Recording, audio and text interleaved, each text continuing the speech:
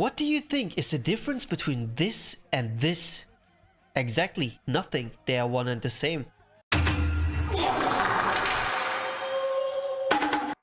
Are you a fan of big numbers, anime and pretty looking JPEGs? If yes, then this game is a perfect match for you. Disgaea 5 combines all these three things and rounds it up with the most generic story and characters imaginable. I mean seriously, here I'll give you an example. The girl on the left here does nothing other than the backhand French laughter thingy, followed with some weird delusion about how every man wants to suckle on her titties. And then you got big guy over here who is really into muscles and likes to clap ass cheeks, and that's the extent to what he does. And that results in every cutscene just essentially being two characters monologuing towards each other, like while facing each other. But there's no actual dialogue. It's dog shit. But none of that matters because you're all here for the numbers, the big numbers, which happen in the post game. So yeah, this is a you have to endure a bad story for 40 hours until you get to the good part type of game.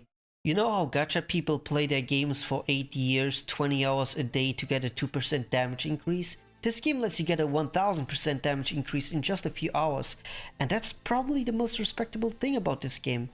It basically tells you to break it and get overpowered, you simply have to find a way to do so. I mean, there's literally a cheat shop that doesn't let you really cheat through the game, but it lets you tweak the game to your advantage by letting you drop mana or weapon mastery gain for more EXP gain. When you finish the story, you will probably be around level 120. Later in the game, you can do one move and gain 2000 levels from that. Anyways, alright, time for the good part, I hope you're ready.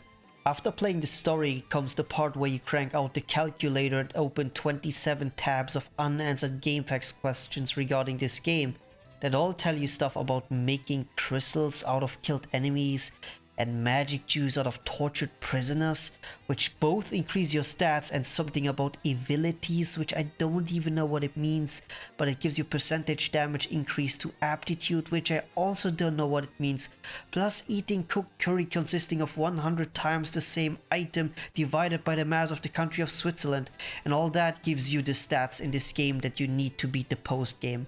So yeah, if you wanna power up, you really have one of two choices. You either rely on Gamefaqs or on a mathematician's degree. So, you grind away like the slave to anime you are, and you indulge in the dopamine rush you get when your numbers become higher and higher. Not that any other number in your life that actually matters would become higher if you play this game. Until you get strong, real strong. Your damage stats and HP are in the millions, you feel confident, so you go unlock the super boss. You get your character out and it just pops you.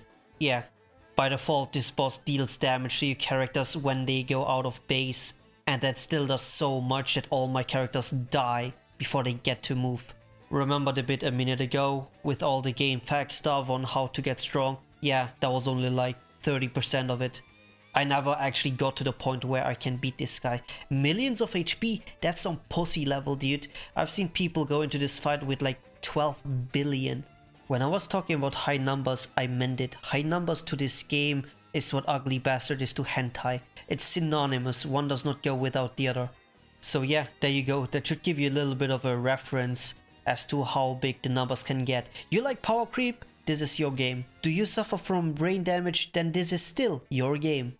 After I got super blasted by that boss, I went back to the bears that I used to farm on, put them on a slightly higher difficulty level, and I just wanted to blast them in return to boost my confidence. It looks like I deal a lot of damage, right? Wrong. He punches me twice, I'm dead. His damage is barely visible, and that was my 120 million attack character. If you can even say that I dealt any damage. I mean, this at best is like a small little kiss on their foreskin, that's it. But yeah, anyways, if you like JRPGs that focus on story, ignore this game. If you are into numbers, post-game grinding, getting fat numbers that make you feel a weird tingly sensation in your balls, then get this, it's definitely worth it. With all that being said, I would give Disgaea 5 a roughly 730 billion out of 10.